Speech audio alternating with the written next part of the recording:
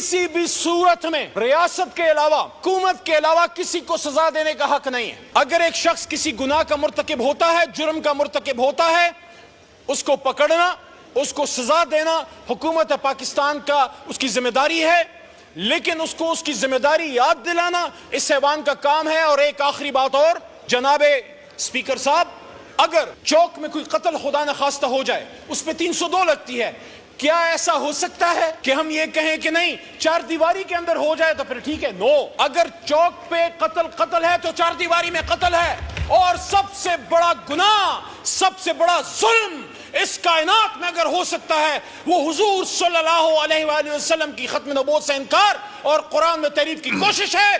जो ये कोशिश करेगा, ये ऐवान, ये 25 करोड़ अवाम उन हाथों को तोड़ मरोड़ के फेंक देंगे, इससे पहले कि अवाम निकले और वो खुद इंसाफ करे।